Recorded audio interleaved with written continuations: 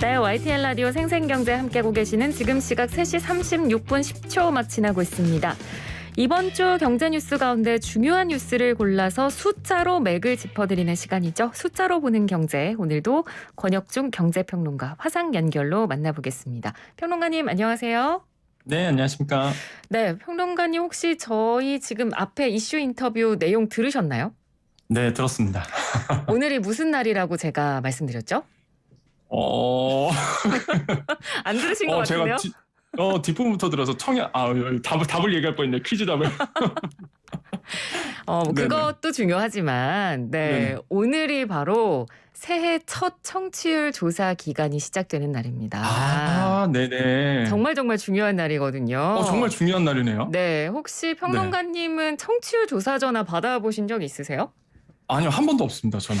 아, 그렇군요. 네, 저한테 전화 오면 좋을 것 같아요. 네, 전화 오면 뭐라고 대답하실 건가요? 너무 잘 듣고 있다. 네. YTN 라디오 화이팅이다. 프로그램명을 정확하게 얘기하셔야 됩니다. 네, 생생경제 너무 좋다. 그렇습니다. 네. 자, 청취자 여러분께서도 전화를 받으시면 생생경제 듣고 있다고 대답해 주시면 되고요. 저희가 청취율 조사 기간 이벤트로 커피 기프티콘 선물로 보내드리고 있습니다. 자, 오늘 본격적으로 내용 들어가서 이야기 해볼 텐데요. 오늘 준비해 주신 숫자가 넘버 1입니다. 네. 이거 어떤 의미인가요? 요즘 주식시장에서 때 아닌 그 오너 리스크가 좀 불고 있습니다. 그렇습니다. 대표적인 게 첫 번째가 신세계고요. 두 번째가 이제 카카오라고 말씀드릴 수 있습니다. 네, 저희가 그래서 먼저 지금 신세계 오너 리스크에 대해서 이야기를 할 건데 아마 뉴스를 많이 접하신 분들은 이미 다 어느 정도 짐작을 하실 겁니다. 신세계에서 왜 오너 리스크가 이렇게 번지게 됐는지 먼저 좀 개요를 설명해 주실까요? 네, 일단 그 정용진 신세계그룹 부회장이 이제 SNS를 통해서 이제 멸공이라는 이제 주장을 하면서 사실 이게 사회적으로 좀 확산이 됐었어요. 근데 많은 분들이 그래서 이제 신세계그룹에 대해서 이렇게 논란이 일어나다 보니까 주가가 또 빠지는 현상이 또 일어나게 됩니다. 네. 그래서 이제는 우리 그러니까 금융 쪽이나 아니면은 경제계 쪽에서는 오너 리스크가 어찌됐든 간에 이제 주가가 변동이 일어나면 사실 주주들한테 좀 피해를 갈 수가 있잖아요. 그렇죠. 그래서 이런 부분들이 좀 일어나고 있고, 근데 이제 많은 분들이 아마 많은 청취자분들이 신세계 하면은 이제 하나의 그룹으로 다들 이해하실 텐데 사실 저희들이 봤을 때는 신세계 그룹은 두 갈래로 나눠지거든요. 네. 그러니까 정용진 신세계그룹 부회장이 가지고 있는 이마트 계열, 그러니까 대형마트, 복합 쇼핑몰, 호텔 사업이 이제 정용진 부회장이 이제는 거느리게 되는 이마트 계열이 있고요. 네. 그 다음에 이제는 정용진 부회장이 여동생입니다. 그 정유경 그 신세계백화점 총괄사장이라고 있는데 많은 분들이 모르세요, 사실 정유경 총괄사장을. 왜냐하면 별명이 뭐냐면 은둔의 경영자입니다. 이분이. 언론에 전혀 노출이 안 되세요. 네. 그러다 보니까 이분이 이제는 신세계 백화점 계열을 거느리고 있거든요. 백화점이라든지 아울렛이라든지 면세점이라든지 패션 사업을 하고 있는데 이게 많은 분들이 신세계 하면은 다 정용진 부회장이 이제는 통과하면서 다 영향을 줄 것 같지만 사실 이렇게 두 갈래로 사실 보면은 이제 나눠져 있습니다. 지배구조가. 네, 그래서 사실 정용진 부회장이 SNS에서 얘기를 하는데 엉뚱하게 유탄을 이제는 패션 쪽, 그러니까 정유경 총괄사장이 거느리고 있는 이런 면세점 쪽에 유탄을 맡고 있어서 주가가 굉장히 많이 떨어졌죠, 사실. 그래서 이런 부분이 굉장히 좀 아이러닉하다라고 이제 말씀을 드립니다. 네. 그러니까 말씀해 주신 대로 워낙 이제 정용진 부회장 같은 경우는 SNS도 그렇고 워낙 좀 이제 바깥으로 소통이나 활동을 많이 하는 사람이다 보니까 맞습니다. 신세계 하면 정용진이라고 떠오르는 게 일반적이다 보니 이런 식으로 이제 좀 주가에도까지 영향을 미친 것 같은데 그러니까 결국 이제 한 지붕에서 두 가족이 그러니까 남매가 경영을 하고 있는 그런 상황이었던 거죠. 그런데 이게 중국 쪽에도 좀 영향을 많이 받은 것 같던데요. 이번 일로 인해서? 네, 이게 그러니까 기업을 연구해 보면 특히 재밌어요, 사실. 그러니까 이마트는 2017년도에 중국 사업을 완벽하게 전면 철수를 합니다. 그때 이제 롯데도 사실 두 손 들고 나왔고요. 이마트도 이제 두 손 들고 나오는 건데 아마 제 개인적 생각은 아마 정영진 부회장이 그 당시 학을 좀 떼지 않았을까. 왜냐하면 사실 이제 전면 철수했거든요. 네.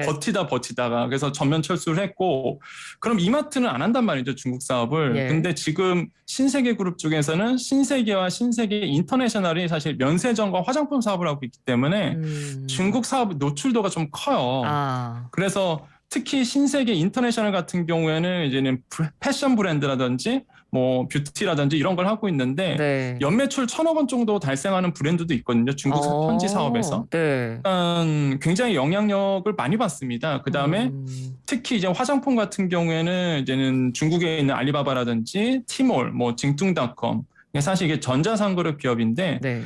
이런 기업들에서 이제 유통을 하고 있거든요. 그런데 아시겠지만은 중국의 빅테크 기업들은요, 그 중국 당국에 굉장히 적극적으로 협조를 하고 있습니다. 뭐 그렇죠. 이미 아시겠지만은 뭐 알리바바의 총수 분도 갑자기 사라졌다가 다시 돌아오시고 네. 그러다 보니까 사실 중국의 빅테크 기업이 그 정부의 눈치를 안 볼 수가 없어요. 그렇죠. 그래서 네. 주가에 바로 그냥 이런 부분들이 영향을 미쳤죠. 그래서 신세계 인터내셔널 주가가 이제 많이 떨어진 어제도 그랬고 오늘도 마찬가지로 네. 사실 좀 떨어진 부분이 있습니다. 그러니까요. 말씀해 주신 대로 마트는 몰라도 중국에서 우리나라 패션하고 뷰티하면 정말 이미 맞습니다. 점유율이 높고 정말 인기가 많거든요. 그래서 네네. 아마 이번 일로 인해서 그 신세계에서 하고 있는 그런 어떤 화장품이라든지 뷰티 패션 네. 쪽이 당연히 영향을 많이 받았을 것 같은데 신세계 네네. 주가가 그럼 얼마나 빠진 건가요? 이게 신세계그룹 계열사를 이제 총 보셔야 되겠는데요. 일단 신세계 인터내셔널 금방 말씀드렸던 어제 종가로 본다 그러면 5.3% 하락했고 오늘로 본다 그러면 지금 한 1.5% 하락을 해서 네. 13만 1천 원 이제 종가 기준을 했고요. 그다음에 신세계도 이제 마찬가지입니다. 근데 신세계는 오늘은 올랐어요. 2.58% 오히려 반사기 받으면서 오늘은 좀 신세계 주가는 좀 오른 부분이 있고요. 뭐 그렇게 된다 그러면 사실 이런 뷰티와 확실히 그 패션 쪽은 계속 이렇게 오너 리스크가 불거진다 그러면 계속적으로 영향을 받을 수밖에 네. 없고 특히 신세계 인터내셔널 아까도 말씀드렸지만 중국 사업에 대한 아무래도 암울한 전망 때문에 지금 계속 영향을 좀 지금 받고 있다. 그래서 오늘 아마 신세계 인터내셔널 1.5% 하락을 했으니까 네. 그래서 좀 개인주주 같은 분들은 아마 좀 슬퍼하는 날이 어제도 많이 하락했는데 그렇죠. 오늘까지도 그래 버리니까 네. 그런 날이 되지 않을까 생각을 해봅니다. 예. 근데 정영진 부회장이 이런 이야기를 했습니다. 왜 네. 코리아 디스카운팅을 당하는지 아는 사람들은 나한테 뭐라고 못할 거다. 이런 이야기를 했는데 근데 진짜 주식 시장에서 이 코리아 디스카운팅이 존재하나요? 네, 존재합니다. 뭐 늘 존재했고요. 뭐 대표적으로 북한과의 대치 관계 때문에 지정학적 리스크가 있어요. 네. 그러니까 오늘처럼 이제 미사일을 쏘면은 북한이 바로 주식시장에 영향을 미치거든요. 사실 오늘 오전에 이제는 뉴스에도 많이 나왔지만은 근데 생각보다 우리 주식시장에 오늘 영향을 미치지 않았습니다. 그런 이유가 이게 너무 많이 쏘다 보니까 이제는 어느 정도 면역이 됐어요. 사실 우리 주식시장에서. 네. 그리고 뭐 이런 북한과의 리스크보다는 요즘에는 오히려 어제 새벽에 있었던 뭐 예를 들어서 뉴욕 증시의 영향을 많이 받을 수밖에 없고 또한 미국 금리 뭐 생각보다 빠르게 올릴 거다. 3번에서 4번 정도 올린다 하니까 그러한 어떤 그 뉴스들이 전해지면서 사실 네. 주식시장에 오히려 이런 지정학적 리스크보다 더 크게 미치는 모습이 있고요. 네. 그 다음에 이제 코리아 디스카운트에서 이런 지정학적 리스크가 가장 우선순위 되고 두 번째로는 이제 대기업의 불투명한 지배구조. 요것도 사실 외국인들 보기에는 이게 이해할 수 코리아 없는 부분이죠. 예. 네, 맞습니다. 이제 총수 중심으로 있는 이런 네. 지배구조 부분이 이해가 안 되는 부분이 있겠고 세 번째로는 외국인 투자 비율이 높다 보니까 이런 변동성. 뭐 우리나라의 대표적인 케이스죠. 뭐 썰물처럼 좀 외국 자금 빠져나오기도 하고 들어오기도 하고 이런 변동성 때문에. 네 번째로는 노사구조, 강성노조라는 부분도 있겠고요. 네. 다섯 번째로는 배당 성향이 좀 낮다. 이런 것 때문에 사실 코리아 디스카운트는 원래부터 우리나라 주식시장에 항상 존재해 해왔었습니다. 네. 이 말씀해주신 코리아 디스카운트 같은 경우는 저희가 어제 주식연구소에서도 이나무 교수님이 살짝 언급을 해주셨던 부분이라 이런 네네. 부분은 늘 그러니까 투자를 하는 데 있어서도 저희가 항상 염두에 두고 투자를 해야 되는 부분이고요. 맞습니다. 자, 이제 저희가 먼저 이제 신세계 오너리스크에 대해서 얘기를 해봤고 이번에는 이제 네. 카카오 오너리스크에 대해서 이야기를 해볼 건데 이건 어떤 네. 일이었나요? 일단 그 카카오 같은 경우는 지난해 11월에 이사회를 열었는데요. 그 당시에 이제 류영준 카카오페이 대표를 이제는 그 여민수 현 카카오 대표와 공동 대표로 내정을 하겠다라고 이제 발표를 했습니다. 네. 그런데 이제는 10일 어제죠. 차기 대표로 내정된 이런 류영준 카카오페이 대표가 자진 사퇴를 했죠. 왜냐하면 대표적인 게 바로 모럴 해저드. 그러니까 카카오페이 경영진 8명이 상장 한 달 만에 대량 매도를 해버립니다. 네. 본인이 갖고 있는 주식을. 그러면서 이제 모럴 해저드가 불거지면서 결국에는 이제 사퇴를 하고 사실 정치권에서도 이게 또 정치화되다 보니까 사실 국회에서도 방지법 만든다고 막 나와 버리잖아요. 네. 카카오페이 방지법, 먹튀 방지법. 그러다 보니까 아마 부담을 굉장히 느끼지 않았을까. 그러면서 이제 결국에는 자진 사퇴를 하게 됐습니다. 네. 그러니까 뭐 내막을 뭐 뉴스 보도를 통해서 아시는 분들은 아시겠습니다만 사실 경영진 8명이 한꺼번에 이렇게 파는 일이 흔치가 않은 일이거든요. 네, 흔치 않죠. 네, 이런 일이 어떻게 해서 생겨나게 됐었던 건지 정리를 좀 해주신다면요. 사실 주식시장에서 충격을 받았던 게 금방 말씀하신 게 너무 정확히 말씀하셨는데 그것도 코스피 상장사 경영진이 한꺼번에 그러니까요. 동시에 그것도 날이 언제였냐면 카카오페이가요. 코스피 200 지수 편입된 날입니다. 네. 그러니까 이게 처음 들으신 분들은 의미를 잘 모르실 텐데 코스피 200 지수에 편입이 되면 이제 패시브 자금도 들어오고요. 일단은 돈이 몰려요. 일단 그러면은 호재거든요. 이게. 네. 그러면 이제는 주가가 당일 이제 오를 거라고 그렇죠. 상상을 했었어요. 우리가 판단을 했었는데, 이게 갑자기 경영진이 대량 매도를 해버리니까 정말 멘붕에 빠지신 분들 그날 많았었고요. 네. 세 번째로는 경영진이 자신이 가고 있는 회사 주식을 매도한다 그러면요. 일단 우리가 모르는 뭔가 이게 안 좋은 이슈들 이런 게 있지 않을까? 그런 생각할 아니면은 수밖에 없죠. 네. 네, 회사의 미래가 없나? 이렇게 조금 생각할 수 있거든요. 네. 그러다 보니까 사실 시장에서는 굉장히 충격을 받았는데 많은 분들이 또 그러니까 우리가 흔히 이야기하는 개미라고 얘기하는 개인 투자자들만 분노한 게 아니라 네. 사실 기관 투자자들도 굉장히 뒤통수 당했다고 얘기가 나왔었거든요. 왜 그러냐면 의무 보유 확약이라는 게 있습니다. 네. 그러니까 공모 물량을 받으면은 내가 언제까진 팔지 않을게, 일정 기간 동안 팔지 않을게라고 해서 이거를 락업을 걸어버려요. 그래서 기관들이 보통 이번에 카카오페이 공모 물량 받은 60%가 락업이 걸려 있는 상태인데 네. 이걸 완전 뒤통수 맞은 거는 거죠. 그쵸. 그러니까 떨어지는 거를 눈으로만 보고 있는 상태. 네. 그리고 또한 우리 사주도 마찬가지죠. 직원들. 이게 보호예수 기간이라고 해서 1년 동안 주식을 못 팝니다. 그러면은 주식이 1년 뒤에 오르면 좋겠는데 지금 뭐 거의 반토막 거의 40% 정도 떨어진 상태거든요. 카카오 주가 계열들이 다.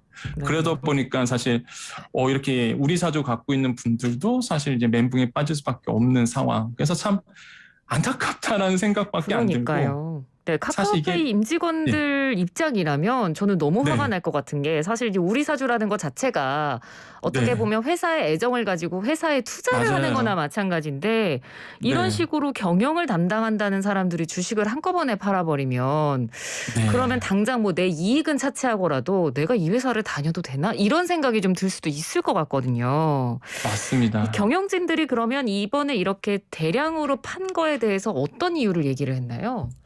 사실 뭐 파는 거는 자유니까 사실 뭐 우리가 네. 뭐 이야기할 수는 없는데 근데 왜 이제 도덕적 해이 이런 얘기가 왜 나오냐면 뭐 이미 주식시장에서는 뭐 아는 얘기인데 사실 이게 스톡 옵션을 받았거든요. 그러면 이제 양도세 때문에 양도세를 회피하려고 사실 이거는 블록딜을 했다라고 우리는 생각을 해요. 네. 왜 그러냐면 일단 11월 24일에 스톡 옵션을 행사를 합니다. 그럼 주식이 생겼단 말이죠. 그렇죠. 그러면은 이거를 만약에 그 대주주 기준이 10억 원 이상, 한 주식에 10억 원 이상, 그 다음에 코스피 같은 경우는 지분율 1% 넘어가게 되면 사실 이제 대주주 요건이 되는데 네. 대주주 요건이 되면은 매도를 하게 되면은요, 이제 거의 양도 차익의 33%가 이제 양도세가 나옵니다.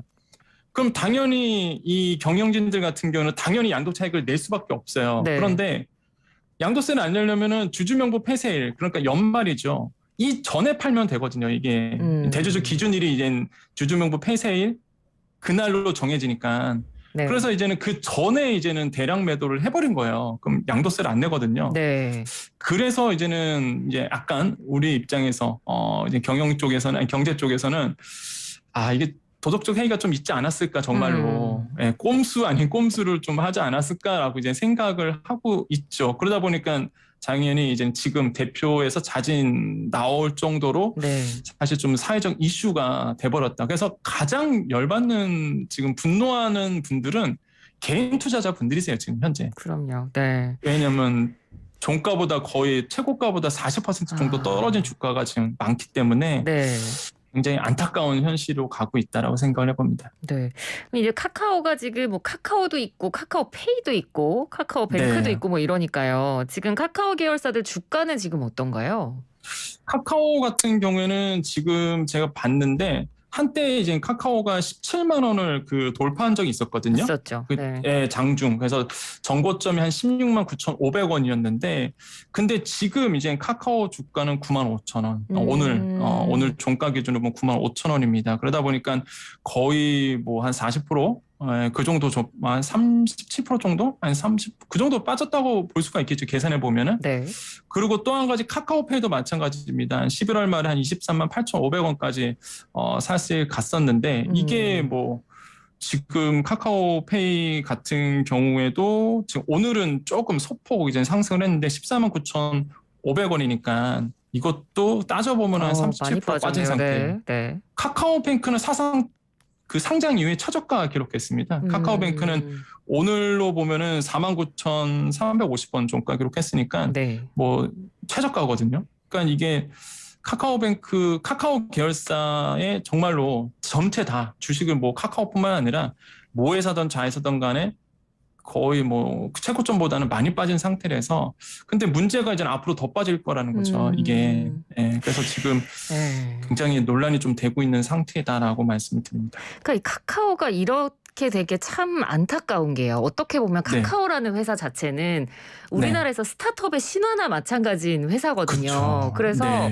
혁신이죠. 카카오를 이용을 하든 안 하든 이런 스타트업이 좀 건강한 기업으로 잘 자리 잡아서 우리나라에서 늘상 언급되는 대기업 말고 이런 젊은 기업들이 좀 잘 자리 잡아줬으면 하는 바람이 있었어요. 맞습니다. 근데 이런 일이 생겨버리면 참 개인적으로도 안타깝고 그리고 이제 뭐 한동안 카카오가 또 이런 자회사를 너무 많이 확장한다 이런 부분도 사실 계속해서 비난의 대상으로 좀 지목이 되긴 했거든요.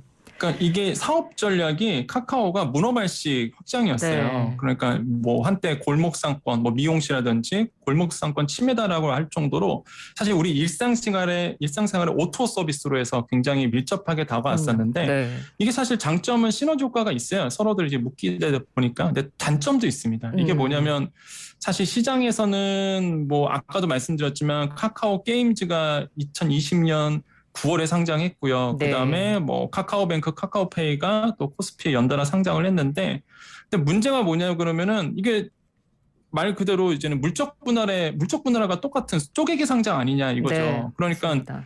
카카오에 투자하신 분들은 이렇게 카카오 계열사들 이런 핵심 사업을 위해서 이제 투자를 했는데 이렇게 핵심 사업이 따로 떨어져 나와서 상장하게 돼 버리면은 오히려 카카오의 주식 가치가 훼손되는 부분이 있거든요. 그렇죠. 우리가 뭐 요즘에도 주식시장에서 이슈화 되고 있는 LG화학도 마찬가지고 이런 물적 분할에 대한 이슈가 똑같은 거죠. 이게 쪼개기 상장이랑 똑같다, 유사하다. 그래서 카카오도 이런 좀 비판을 받고 있는 상태다. 그래서 카카오의 주식이 좀 훼손되는 부분이 있겠고 근데 또 재밌는 건 시장에서 어떤 얘기를 하냐면 네이버는 좀 다르거든요, 전략이. 그러니까 자회사를 별도로 상장하지 잘 않아요. 그러다 보니까 시장에서 무슨 얘기를 갖고 있냐면 뭐 네이버 주식 갖고 있으면 오르는데 카카오 갖고 있으면 떨어진다더라. 이런 뭐 일각의 목소리도 사실 우스갯소리로 나오거든요. 그래서 이런 혁신 사업을 하시는 분들이 조금 더 이게 도덕적 해이를 좀 지양하고요. 뭔가 이렇게 정말 우리가 ESG라고 얘기하는 네. 지배구조 개선이라든지 아니면은 뭐 주주들도 같이 주주가치 제고를 좀 해주는 그런 건강한 기업으로 좀 됐으면 좋겠다라고 네. 이제는 생각을 해봅니다. 네, 알겠습니다. 오늘 말씀 잘 들었습니다. 고맙습니다. 네, 감사합니다. 네, 지금까지 숫자로 보는 경제 권혁중 경제평론가였습니다.